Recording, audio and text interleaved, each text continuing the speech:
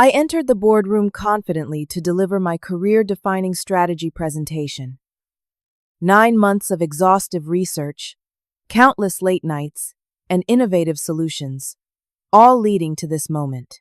As I reached the crucial market analysis slide, the COO suddenly stood. "We're done listening to her failures," he announced coldly. One by one, all 9 executives rose and exited, leaving me frozen mid-sentence. 60 seconds of deafening silence passed as I sat alone, humiliated but resolute.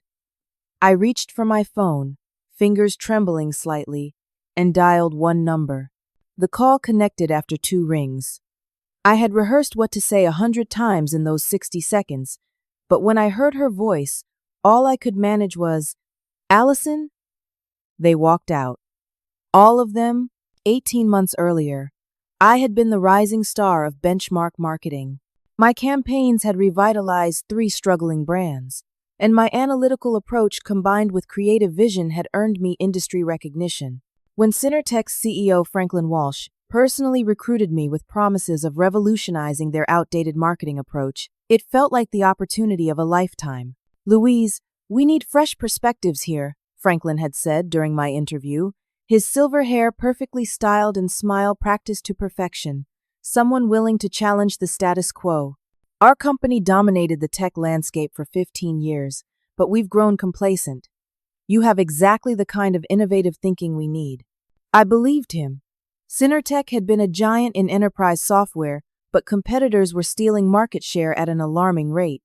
Their products hadn't evolved significantly in 5 years. The prospect of helping transform a former industry leader was irresistible. My first 6 months had been promising. My initial assessment of their marketing strategy identified critical weaknesses, and I developed targeted campaigns that generated substantial leads. Franklin praised my work publicly, and several department heads sought my input on their initiatives. The first disappointment came subtly. During an executive meeting, I presented recommendations for repositioning their flagship product. 2 days later, Jeffrey Adams, the chief operating officer, announced a remarkably similar strategy as his own brainchild. Franklin congratulated him enthusiastically, never acknowledging its true source. I confronted Jeffrey privately afterward. Those were my recommendations, nearly verbatim. Jeffrey, tall and imposing with cold blue eyes, merely smiled. "Welcome to the big leagues, Louise. Ideas belong to those with the authority to implement them." Over the next few months, a pattern emerged. My research and strategies would mysteriously appear in presentations by male executives. When I raised concerns to my direct supervisor, Andrea Thompson, she seemed sympathetic but ultimately ineffective. "That's just how things work here," she explained with resignation. "The executive team has been together for years. They protect their territory." Meanwhile, Synertech's position continued deteriorating. Stock price dropped 30% over 2 quarters. 2 major clients switched to competitors. The board began asking uncomfortable questions about leadership decisions. Seeing the company spiraling, I committed to developing a comprehensive restructuring strategy. For 9 months, I worked 14-hour days analyzing market trends, interviewing customers, evaluating product weaknesses, and crafting solutions. This wasn't just about my career anymore. Over 500 jobs depended on turning things around. The week before my presentation, disaster struck. Key financial data disappeared from the servers. Our IT department claimed it was a system glitch, but the timing felt suspicious. I assembled a small team of trusted colleagues who believed in my vision: Madison from data analytics, Jack from creative, and Tyler from market research. Together, we worked around the clock to recover and verify the missing information. The night before my presentation, I stayed late finalizing slides. Passing by the executive conference room, I overheard Jeffrey's distinctive voice. "We need to handle the problem before the board loses confidence. Tomorrow's meeting will take care of it." I thought he meant addressing the company's struggles. I was wrong. Arriving early for my presentation, I discovered the slide deck had mysteriously reverted to an earlier version, missing critical sections. Racing against time, Madison helped restore the correct files while executives began filing in. As I distributed handouts, I noticed an unfamiliar face, a polished man in an expensive suit, speaking quietly with Jeffrey. "Who's that?" I whispered to Andrea. She hesitated before answering. "Ryan Donovan from Apex Consulting." Jeffrey invited him as an observer. That's when I saw it, a leather portfolio on Jeffrey's desk bearing the Apex logo, filled with presentation materials. The tabs were labeled with the exact sections matching my strategy presentation. My stomach dropped as understanding dawned. Jeffrey hadn't scheduled me to present my findings to the executive team. He'd scheduled me to fail publicly before his fraternity brother from college presented a competing strategy that would undoubtedly mirror my own work. The setup was complete. Despite every obstacle, I began my presentation with composure and conviction. I had 45 minutes to save 500 jobs, and the company I still believed in, even as I realized the people leading it, never intended to give me a fair hearing. So they just walked out? All of them? Allison's voice carried the perfect blend of outrage and concern that I desperately needed in that moment. "Every single one," I replied, finding a quiet corner of the empty coffee lounge where I could speak freely. Jeffrey made a show of standing first and announcing they were done listening to my failures. Then they all followed like perfectly choreographed dominoes. Allison Parker had been Synertech's vice president of innovation before abruptly leaving 6 months earlier. Official story claimed she departed for personal reasons, but rumors suggested heated disagreements with leadership. We had connected immediately during my early days at the company, both sharing a passion for data-driven creativity. Her unexpected departure had felt like losing my only senior ally. "I need to see you," she said firmly. "Can you meet at Westside Coffee in 30 minutes? Walking through Synertech's gleaming lobby, I noticed employees averting their eyes. News traveled fast. The morning had started with technical difficulties that delayed my presentation. The projector mysteriously dimmed, making my carefully designed slides barely visible. Its support claimed they couldn't explain the issue. Then came the seating arrangement.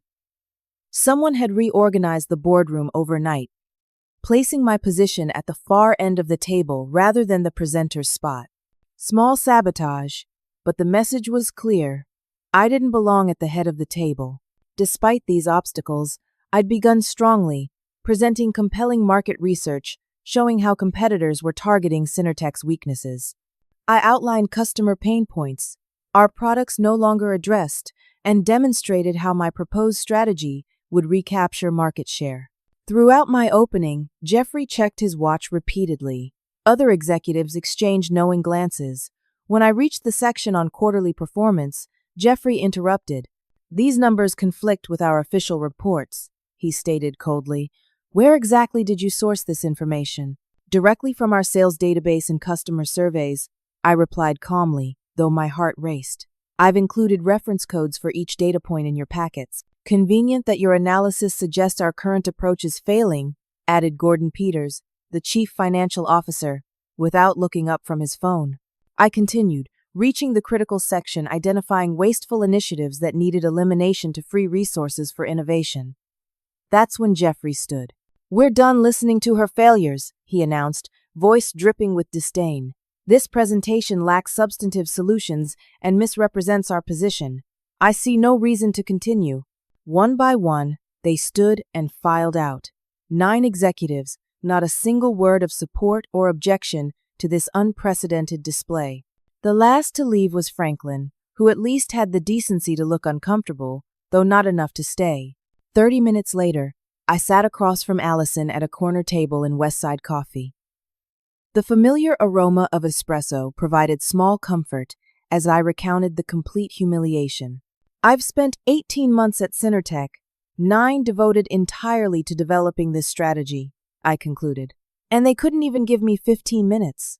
Allison studied me with intensity before speaking. "Louise, they didn't walk out because your strategy was flawed.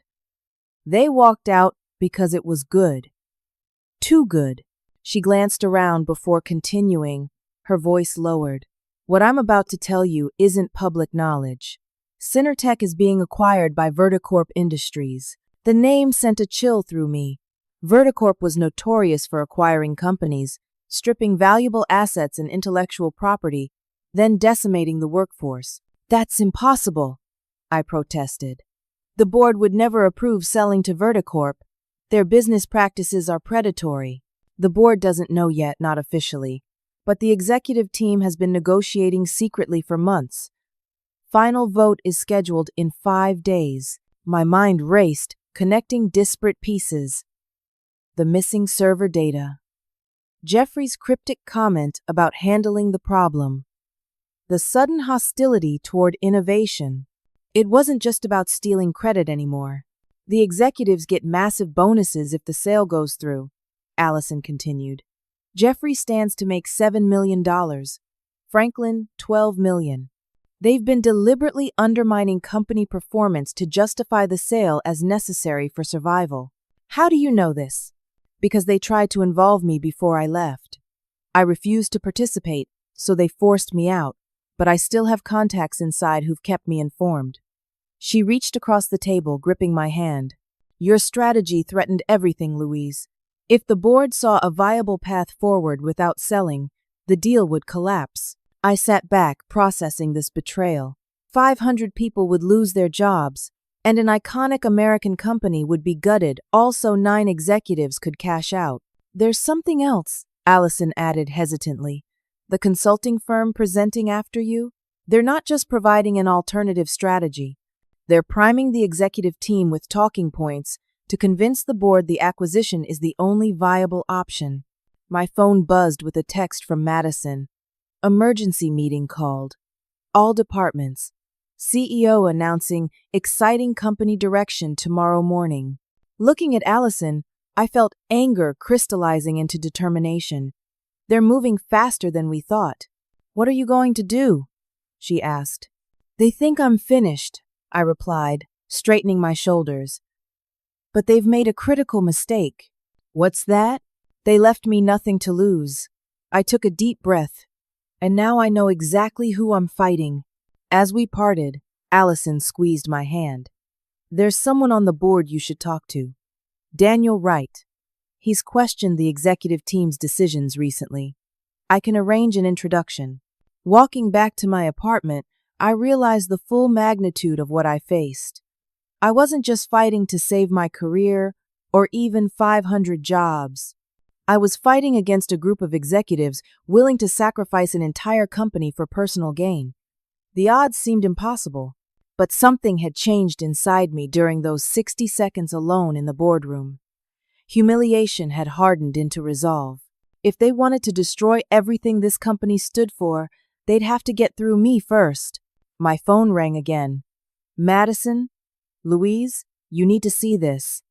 They've scheduled Apex Consulting to present their strategic growth initiative to the board on Friday. And you won't believe who just received an advance copy of their presentation. Who? I asked, though I already suspected the answer. Me, she replied. Someone clearly sent it to the wrong Madison. And Louise. It contains slides identical to your work. They stole your entire strategy. How many slides? I asked Madison, pacing my living room while balancing my phone between ear and shoulder. 17 are direct copies, with only the headers changed, she replied. They replaced market repositioning strategy with growth-oriented market evolution. But the content is identical. Evan, your unique customer segmentation model.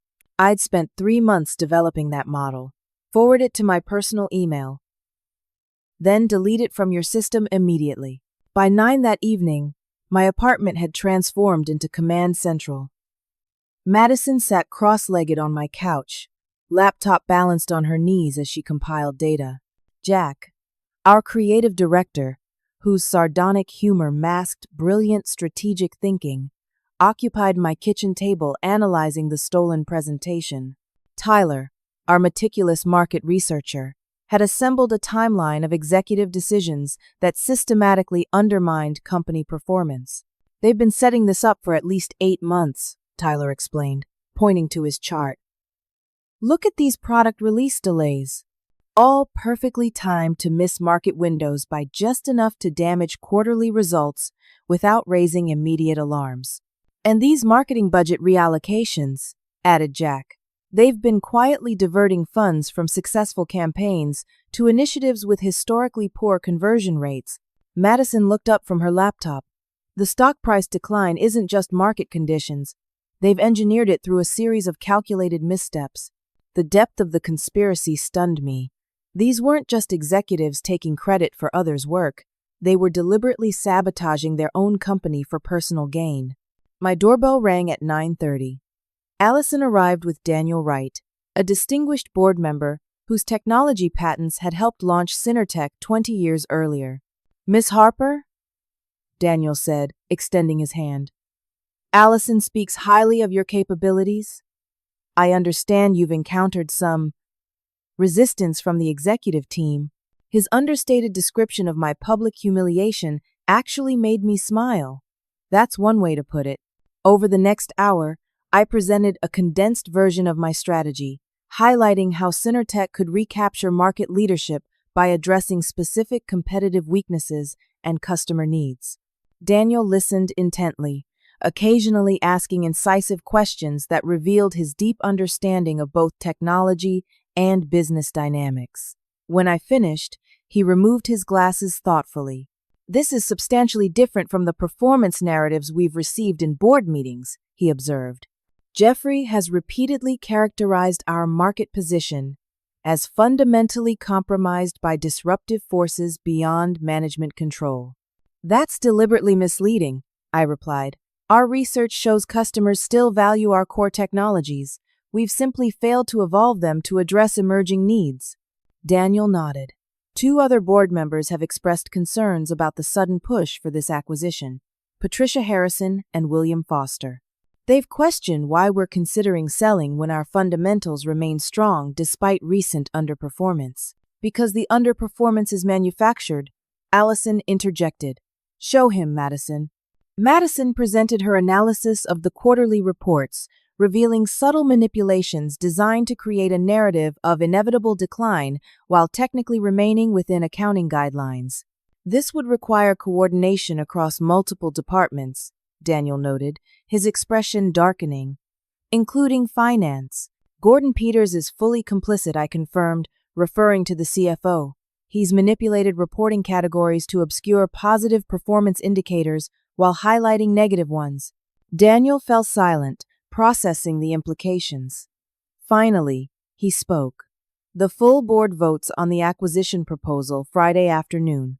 Patricia and William have requested additional due diligence before deciding.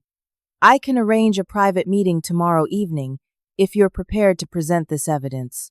"We'll be ready," I assured him.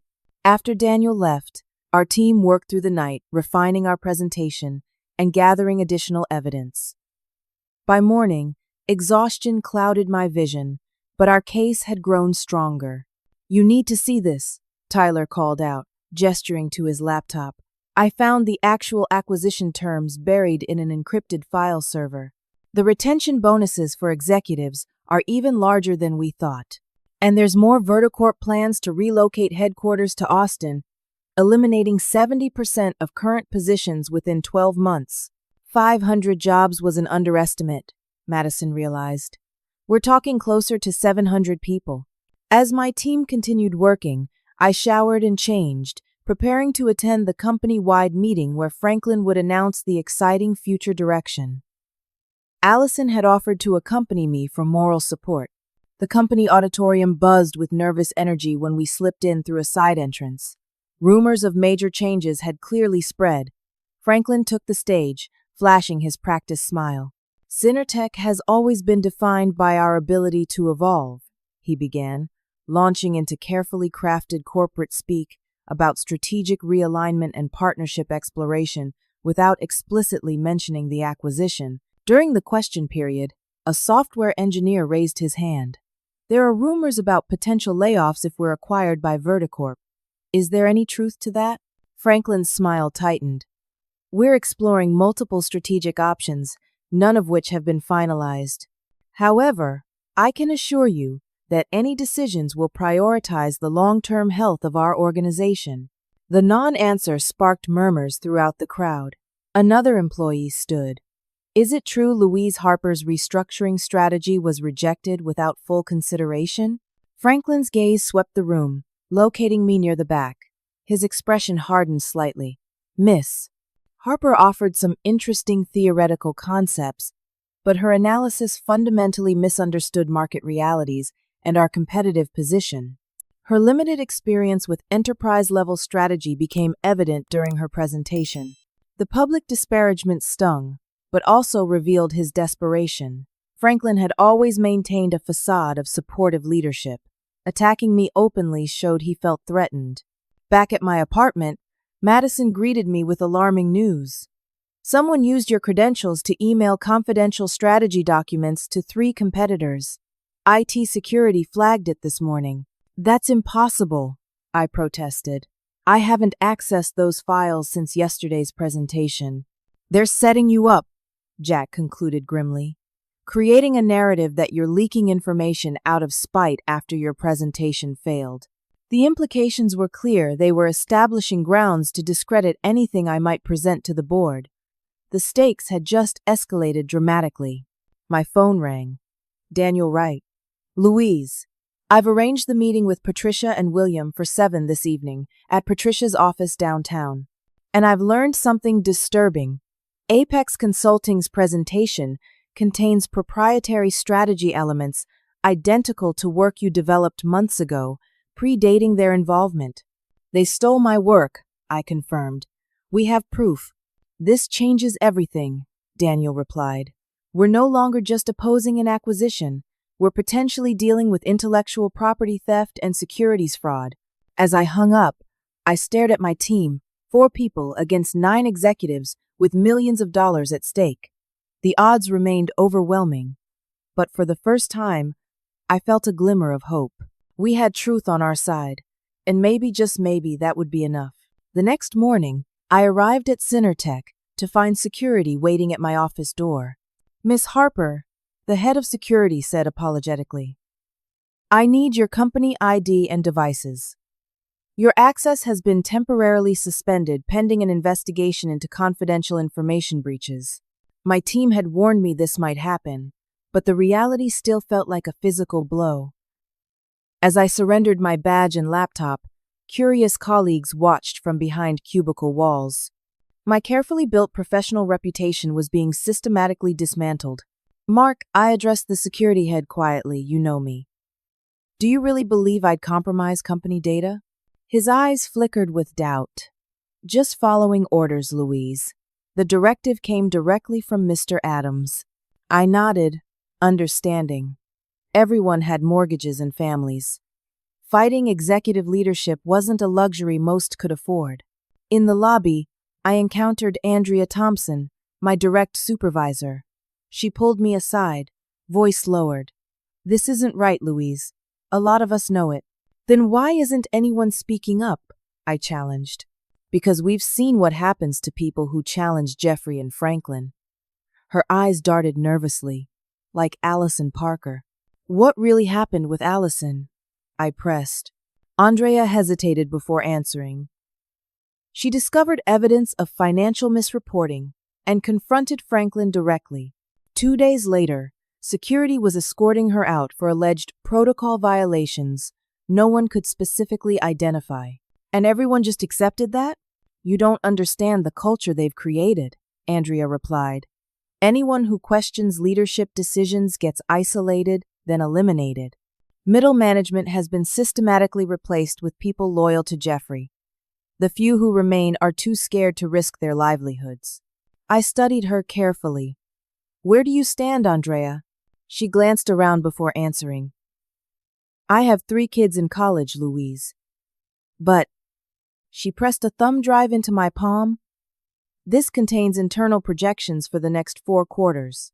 The real ones, not the manipulated versions presented to the board. There's a growing group of directors and managers who oppose what's happening. But we need someone on the outside who can act without immediate retaliation. I slipped the drive into my pocket. Thank you. Be careful, she warned. They're building a case against you. There's talk of potential legal action for breaching confidentiality agreements. Outside, I called Madison. They've revoked my access. How are things on your end? Tense, she replied. HR is conducting routine interviews with anyone known to work closely with you. Jack and Tyler are playing dumb, saying they only collaborated on specific marketing projects. Perfect. Keep your heads down and continue gathering evidence. I'm heading to Allison's. At Allison's apartment, we analyzed the files Andrea had provided. The authentic projections showed Synertech's core business remained fundamentally strong despite recent challenges. Most tellingly, customer retention rates remained industry-leading at 87%, directly contradicting the customer erosion narrative executives had presented to the board. This is exactly what we needed, Allison said. Real data showing the company doesn't need to be sold to survive. My phone buzzed with a text from an unknown number. This is Barbara Jenkins, former executive assistant to Garrett Thompson. We should talk. Call me. Followed by a phone number. Garrett Thompson had founded Synertech 30 years earlier before retiring 5 years ago. His name still carried enormous weight with the board and shareholders. Barbara Jenkins was Garrett's right hand for 20 years, Allison explained. If anyone knows how to reach him, it's her. I called immediately. Barbara answered on the first ring. Miss Harper, I've been following what's happening at Synertech. My sources tell me you're building a case against the executive team's acquisition plan. That's correct, I confirmed cautiously. You need to speak with Garrett. He's been kept deliberately ignorant about the terms of this sale. Jeffrey's sister-in-law now manages Garrett's communications and has been filtering what reaches him. This revelation didn't surprise me. The conspiracy extended its tentacles everywhere. Can you help arrange a meeting? That's why I'm calling. Garrett is attending a charity event tonight at the Westridge Country Club. I can ensure you're added to the guest list. He still trusts my recommendations implicitly. After hanging up, I turned to Allison. We need to prepare for tonight's board member meeting and potentially connect with Garrett afterward. You should know something else, Allison said hesitantly. Franklin's executive assistant contacted me this morning. They're preparing a press statement regarding your dismissal, citing ethical violations and corporate espionage. They're moving faster than anticipated, I observed, surprisingly calm. Having your worst fears confirmed brings its own strange clarity. They want to discredit me before I can present evidence to board members. Our planning was interrupted by a call from Daniel. Louise, we have a serious problem. Jeffrey has somehow learned about our meeting with Patricia and William tonight. He's scheduled an emergency executive session that directly conflicts, requiring their attendance. My heart sank. Can it be rescheduled? Patricia is trying, but the acquisition vote remains set for tomorrow afternoon. Time is running out. After ending the call, I paced Allison's living room, recalibrating our approach. We need to expand our strategy. Even with Daniel's support, convincing the board within our timeframe seems increasingly difficult. What about shareholders? Allison suggested. Patricia Harrison represents Metropolitan Investments, which holds 17% of Synertech stock. If we can convince her the acquisition undervalues the company, she might rally other institutional investors to oppose it. That could work, I agreed. And we still need to reach Garrett Thompson. His opinion carries tremendous weight. My phone rang again, Jack, this time. Louise, something big just happened. The company Anonymous Ethics Hotline received multiple reports about executive misconduct this morning. They're specifically citing deliberate suppression of positive performance data to manipulate stock price. How many reports? 23 so far, Jack replied. Apparently, Andrea's been busy. Several division directors have submitted detailed accounts with supporting documentation. This unexpected development gave me hope. The culture of silence was cracking. That evening, Allison and I arrived at Patricia Harrison's downtown office with our complete presentation. Though William Foster couldn't attend due to the conflicting executive session, Patricia had arranged for him to join via secure video conference. Patricia Harrison embodied focused intensity.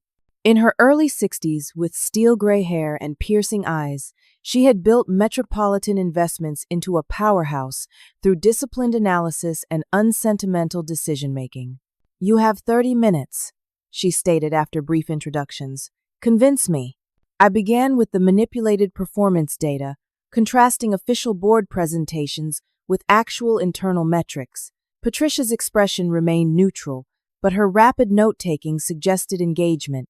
When I reached the section on intellectual property theft, showing side-by-side comparisons of my original strategy and Apex Consulting's plagiarized version, William Foster interrupted from the video screen. "These aren't merely similar approaches," he observed. "This is verbatim reproduction with cosmetic alterations. When did you first develop these models, Miss Harper?" 9 months ago. I have dated documentation and witnesses who participated in the development process. Patricia leaned forward. "And what evidence suggests the executive team provided your work to Apex?" "Email communications between Jeffrey Adams and Ryan Donovan at Apex, discussing incorporating the existing framework into their presentation. Additionally, access logs showing Jeffrey downloaded my complete strategy documents 3 days before Apex created their materials." William and Patricia exchanged meaningful glances. "This constitutes more than corporate politics," William noted. "If executives provided shareholders with deliberately misleading information, while simultaneously engaging in intellectual property theft to facilitate an acquisition that personally benefits them that potentially violates securities laws." Patricia studied me carefully. "Why are you doing this, Miss Harper?" "Your professional reputation is being attacked. Legal threats have been made. Many would simply walk away." The question made me pause. Because 500 people correction, 700 people will lose their jobs if this acquisition proceeds. Because a company with 30 years of innovation will be gutted for short-term profit, and because the truth matters. If executives can enrich themselves by deliberately destroying value and lying to shareholders, then the entire system fails. Patricia nodded, seemingly satisfied with my answer. "Metropolitan Investments holds sufficient voting shares to delay the acquisition approval, provided we have cause. This evidence constitutes cause. I'll contact other institutional investors immediately." As we prepared to leave, my phone buzzed Barbara Jenkins confirming Garrett Thompson's attendance at the charity event. The night was far from over. The Westridge Country Club glittered with wealthy donors when Allison and I arrived. Garrett Thompson was easily recognizable, tall and distinguished at 72, his presence still commanding attention from those around him. The founder's innovative vision had built Synertech from a garage startup into an industry leader. Barbara Jenkins intercepted us at the entrance. "Garrett's at the West Bar. I've told him to expect you, but be aware his knowledge of current company operations is limited. Jeffrey's sister-in-law has been filtering his information for months." "Thank you for arranging this," I said sincerely. "Synertech was Garrett's life's work," Barbara replied. "He deserves to know what's happening." Approaching Garrett required navigating clusters of conversations, but eventually we reached him. Up close, his sharp eyes revealed the analytical mind that had revolutionized enterprise software. "Miss Harper," he greeted me, extending his hand. "Barbara speaks highly of your capabilities. She mentioned concerns about the company's direction." "It's an honor to meet you, Mr. Thompson. This is Allison Parker, former VP of Innovation." "Ah, yes, Miss Parker. Your abrupt departure raised questions I never received satisfactory answers to." Over the next 20 minutes, I outlined the situation concisely, emphasizing the planned workforce reduction and patent transfers hidden in the acquisition terms. Garrett's expression darkened progressively. "These patents represent technologies our team spent decades developing, and they plan to acquire them for pennies on the dollar after the sale?" The acquisition contract contains a clause allowing Franklin and Jeffrey to personally purchase 16 key patents at predetermined prices substantially below market value, I confirmed. "The arrangement is buried in subsection 47B of the supplemental terms." "And the board hasn't identified this provision?" "The complete contract exceeds 600 pages. Board members received the executive summary and selected sections only 3 days ago." Garrett fell silent, processing this information. Finally, he spoke. Tomorrow morning, I'll contact each board member personally. As founder, my perspective still carries weight. But Louise, you need more than my support. You need irrefutable evidence that the acquisition deliberately undervalues the company while personally enriching executives. We have that evidence, I assured him. But delivering it effectively before tomorrow's vote remains challenging. Then we must ensure the right people see it immediately, Garrett replied decisively. Returning to Allison's apartment, we found Madison, Jack, and Tyler waiting with unexpected news. You received this an hour ago, Madison said, handing me an official-looking envelope. Inside was a cease and desist letter from Synertech's legal department, threatening immediate litigation for alleged confidentiality breaches, corporate espionage, and defamation. They're getting desperate, Allison observed. And this arrived for you at the office, Tyler added, presenting a sealed envelope. Your assistant Miranda said it seemed important. The envelope contained a handwritten note from Ryan Donovan of Apex Consulting. Need to speak urgently. What's happening isn't what I agreed to. Call me. Followed by his personal number. I dialed immediately, placing the call on speaker. Miss Harper, Ryan answered tensely. Thank you for calling. I've made a terrible mistake. I'm listening, I replied neutrally. Jeffrey approached me 3 months ago about providing independent validation for Synertech's strategic options. He said the company needed external perspective to overcome internal resistance to necessary changes. And you agreed to present my work as your own? Ryan hesitated before answering. Initially, he provided what he called internal working documents to orient us. I didn't realize they were your complete strategy, developed without your knowledge or consent. By the time I understood what was happening, contracts were signed and deliverables scheduled. Why contact me now? Because I just learned about the planned decimation of the workforce after acquisition. That wasn't part of our analysis or recommendations. And the patent transfer scheme. That's potentially criminal. I can't be part of this. Are you willing to provide a written statement confirming what you've just told me? Yes, he replied without hesitation. I've already prepared it, along with email communications showing how Jeffrey misrepresented the situation. After ending the call, I turned to my team.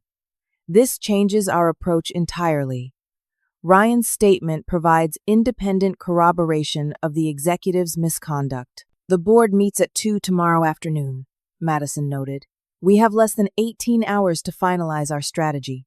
We worked through the night, incorporating Ryan's statement and documentation into our presentation. Daniel arranged for me to present to the full board immediately after the executive team's acquisition proposal, a development that would undoubtedly blindside Franklin and Jeffrey. At 7 the next morning, my doorbell rang.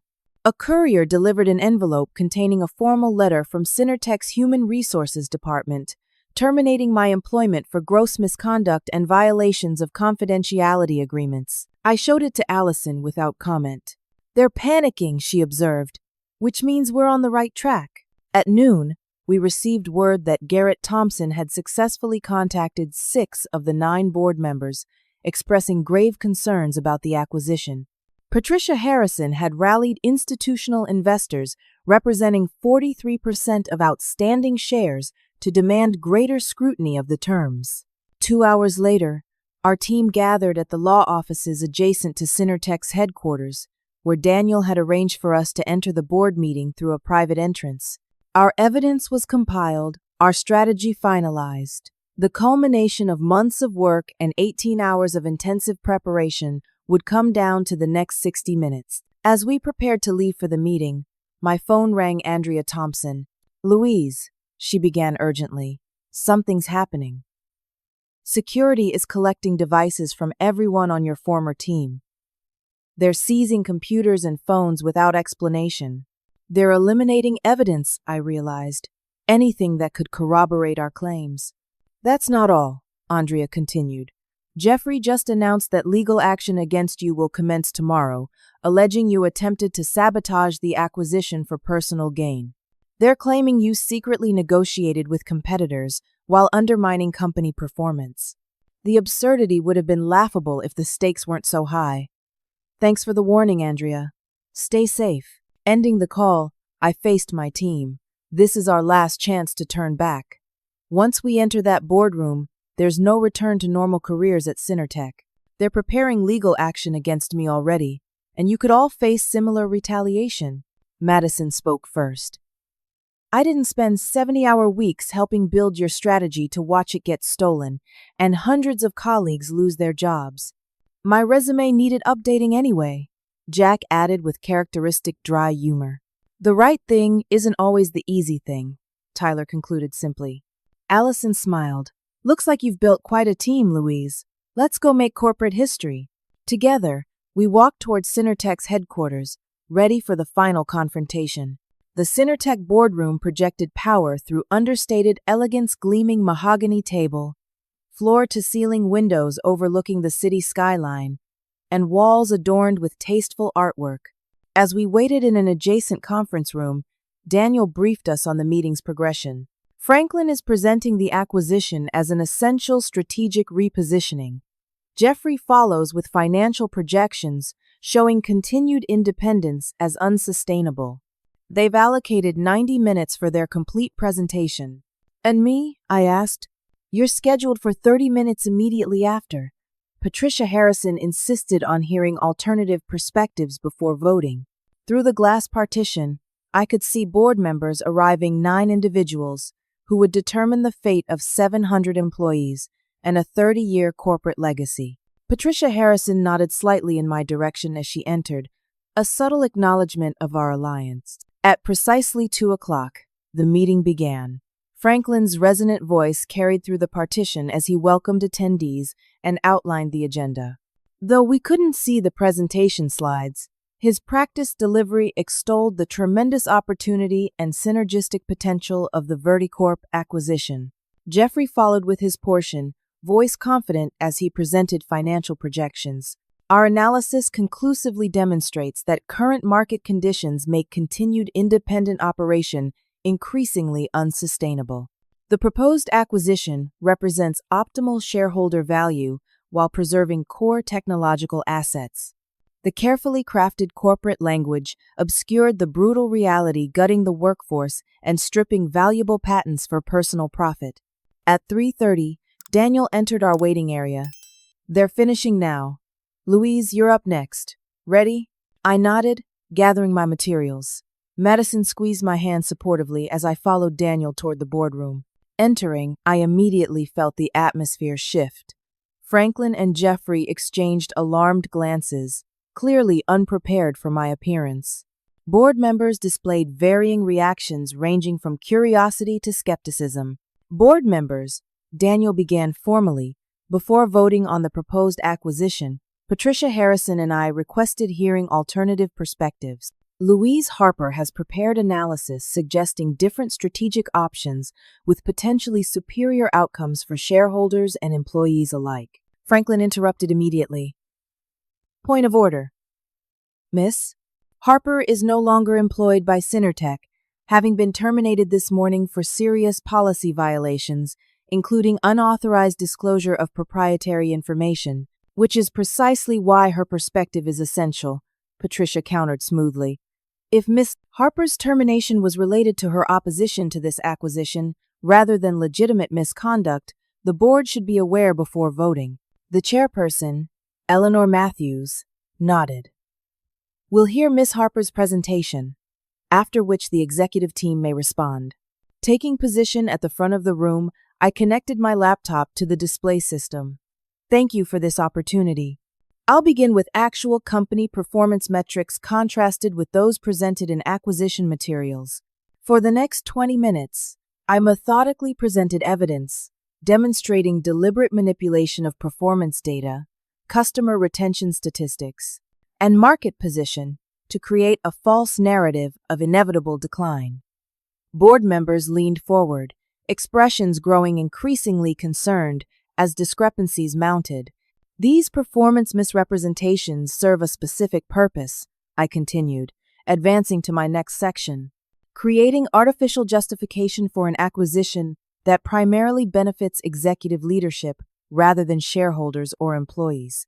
I detailed the executive compensation structures buried within the acquisition agreement, highlighting the patent transfer provisions that would allow Franklin and Jeffrey to personally acquire valuable intellectual property at dramatically reduced valuations after the sale. Jeffrey's face flushed with anger.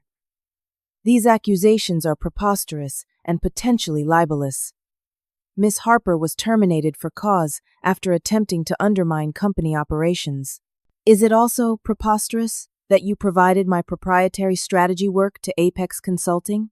I countered, displaying side-by-side comparisons of my original documents and Apex's presentation. Or that you orchestrated the public humiliation of my presentation to prevent board members from considering alternatives to your acquisition plan?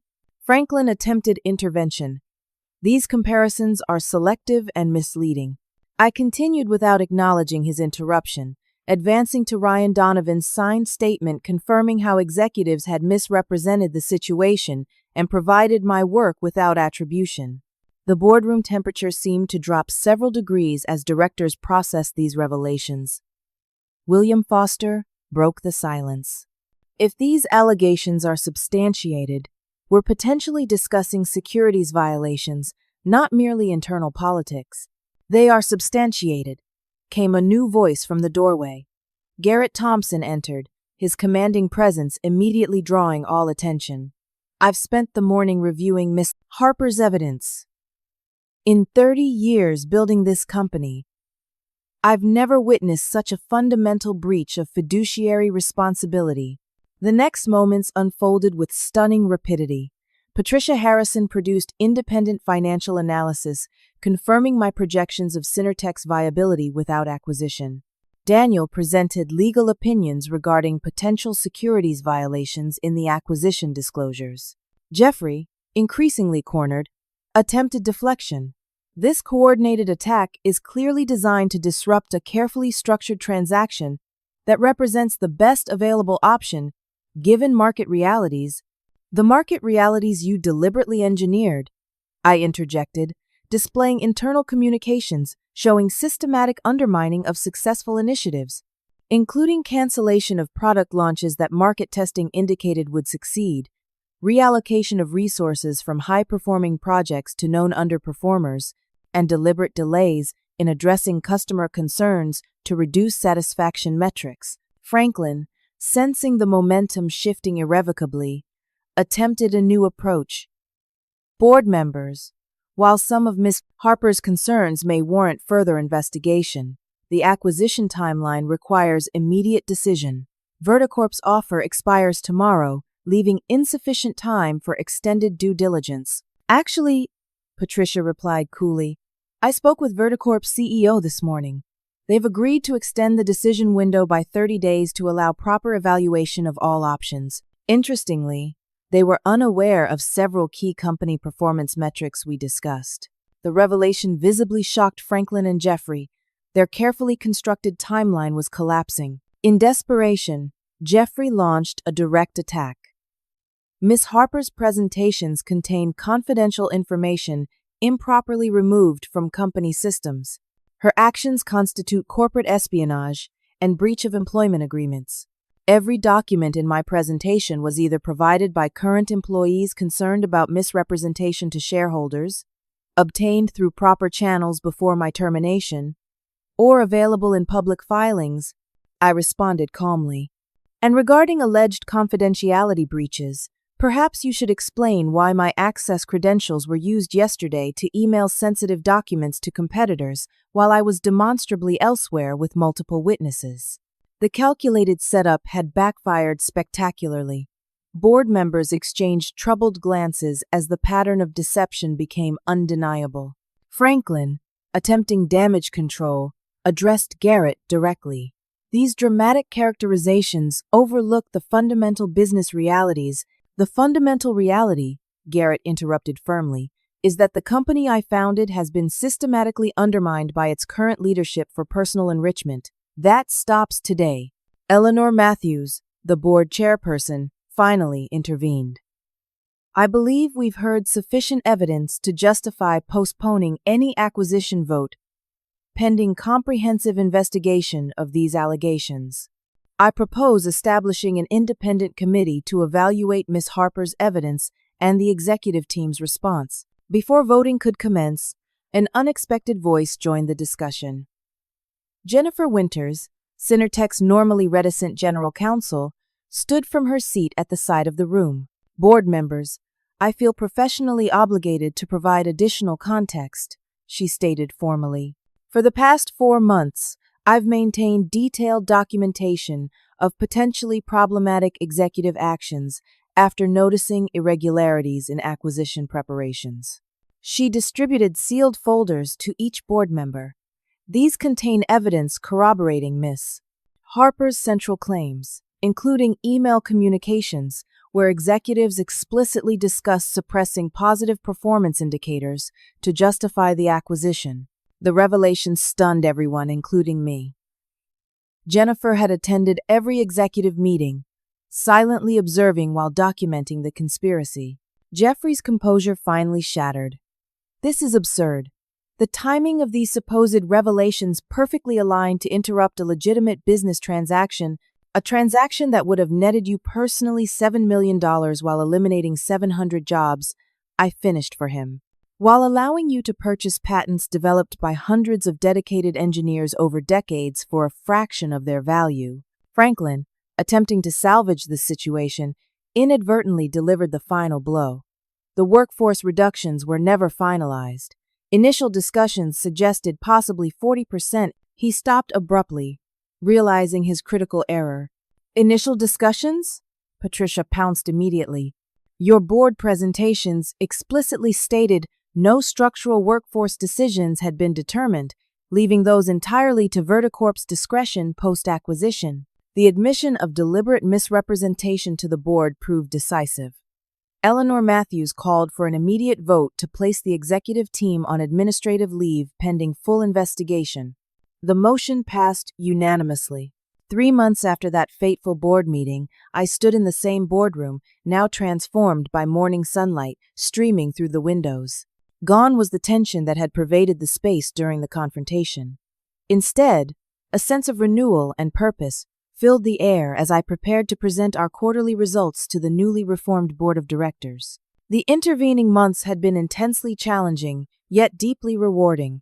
The board had established an emergency leadership committee, appointing me as interim chief strategy officer alongside other trusted directors to stabilize the company while permanent leadership was determined. The Verticorp acquisition had been unanimously rejected, and thorough investigation had revealed the full extent of the executive conspiracy. Ready? Asked Madison, now officially Vice President of Data Analytics, as she arranged presentation materials. As ready as quarterly reports ever make anyone, I replied with a smile. The door opened as board members filed in, led by Eleanor Matthews. Daniel Wright offered an encouraging nod as he took his seat. Garrett Thompson, who had accepted a temporary advisory role during the transition, entered last, his presence lending historical perspective to our forward-looking vision. Let's begin with the headline results, I started, displaying our first quarter performance. Revenue increased 7% compared to last quarter, exceeding projections by 3 percentage points. Customer retention has stabilized at 92%, returning to historical norms. And most significantly, our new enterprise security platform garnered 17 new contracts, including 3 former clients who had previously moved to competitors. The numbers told a powerful story of recovery.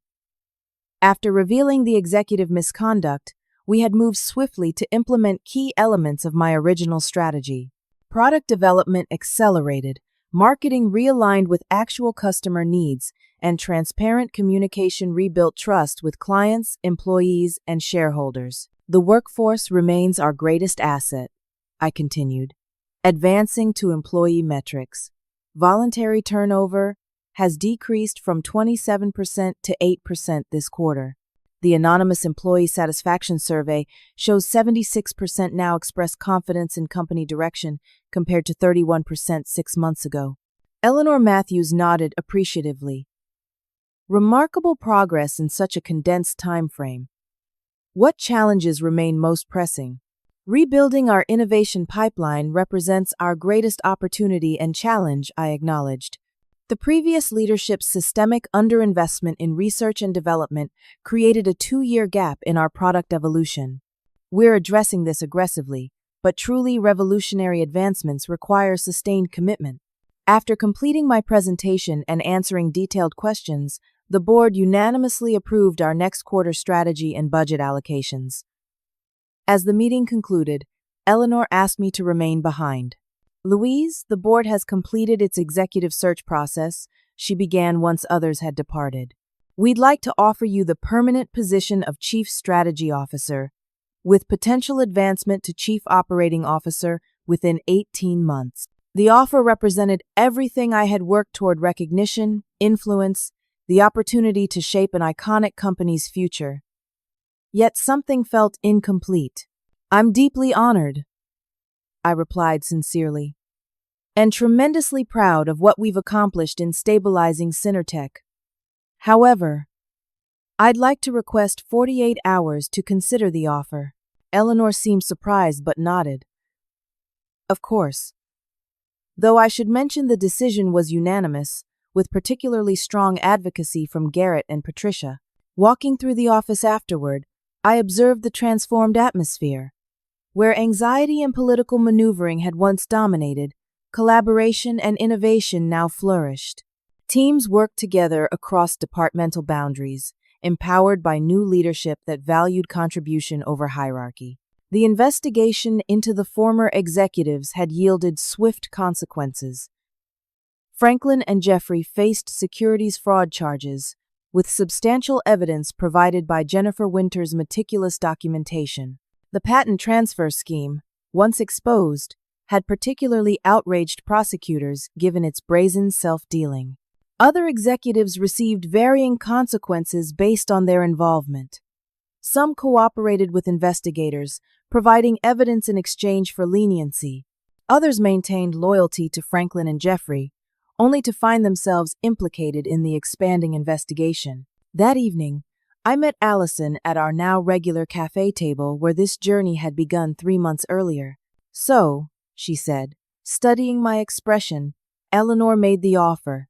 News traveled fast in business circles. "She did. Permanent CSO with potential COO track. Congratulations. That's everything you worked for." "It is," I agreed, then hesitated. "And yet?" Allison smiled, knowingly. "You're thinking about our discussion from last week." The discussion had been a hypothetical exploration after several glasses of wine. What if instead of rebuilding one company, we could help transform many? The corporate world was filled with organizations facing similar challenges: entrenched leadership, suppressed innovation, systemic biases, preventing the best ideas from succeeding. I requested 48 hours to consider Synertech's offer, I admitted. "And meanwhile, I've received 3 more inquiries this week from companies seeking similar transformation," Allison revealed. "Our theoretical consultancy suddenly doesn't seem so theoretical." The idea had germinated during the Synertech crisis. Allison's strategic vision combined with my change management approach had proven remarkably effective. What began as hypothetical discussion had evolved into a business model for helping organizations navigate transformative change ethically. 2 days later, I sat across from Eleanor Matthews in her office, having reached my decision. "While I'm deeply honored by the offer, I've decided to decline the permanent position," I explained. "Synertech has successfully stabilized and established positive momentum. My most valuable contribution now would be helping identify and transition to leadership that will carry that momentum forward for the long term." Eleanor seemed disappointed but not entirely surprised. "May I ask what you'll be pursuing instead?" "Allison Parker and I are launching a consultancy focused on ethical corporate transformation," I explained. "The Synertech experience revealed systemic issues that extend far beyond one company. We believe we can help other organizations navigate similar challenges." Understanding dawned in Eleanor's eyes. "And you'd like Synertech to be your first client?" I smiled. "We would be honored to support the continued transformation while you secure permanent leadership." The transition unfolded more smoothly than anticipated. Within 6 months, Harper Parker Consultants had expanded to a team of 12, including Madison, Jack, and Tyler from my original Synertech team. Our client roster grew to include 3 Fortune 500 companies and numerous mid-sized organizations seeking authentic transformation. Synertech itself thrived under new leadership. The board appointed Rachel Donaldson, a respected industry veteran, as CEO. She embraced the cultural changes we had initiated and accelerated the innovation strategy. Within 18 months, Synertech had regained its position as an industry leader, with stock price exceeding pre-crisis levels and employee satisfaction at record highs. The legal consequences for the former executives proved substantial. Franklin and Jeffrey were convicted of securities fraud and breach of fiduciary duty, receiving significant financial penalties and professional censure. The patent transfer scheme, once exposed to scrutiny, was particularly damaging to their defense. 1 year after the boardroom confrontation, I stood in the reception area of Collins Technology, our newest client. Their CEO had specifically requested our help navigating potential acquisition offers, concerned about protecting both shareholder value and organizational culture. As I prepared to enter the boardroom, I reflected on the journey that had brought me here. What had begun as professional humiliation. 9 executives, walking out during my presentation, had transformed into purpose beyond anything I had imagined. I had learned that standing firm for truth, even against overwhelming odds, wasn't just about personal vindication. It was about creating ripples that extended far beyond one moment or one company. 700 Synertech employees had kept their jobs. A 30-year legacy of innovation continued. And now, our consultancy was helping other organizations navigate similar challenges with integrity. The boardroom doors opened. 12 executives waited inside, faces expectant.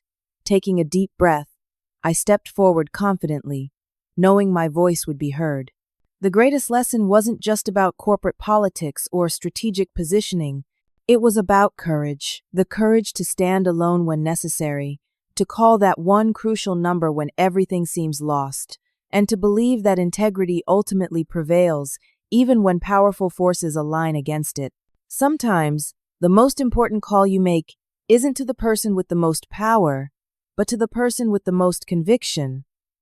And sometimes, that person turns out to be yourself. Have you ever faced a moment when you felt completely alone but knew you had to stand up for what was right? I'd love to hear your stories in the comments below. If this story resonated with you, please like and subscribe to support more content about courage, integrity, and transformation in professional environments. And don't forget to share with anyone navigating difficult workplace challenges. Sometimes knowing others have walked similar paths can make all the difference. Thank you for joining me on this journey. And remember, your voice matters, especially when it feels like no one is listening.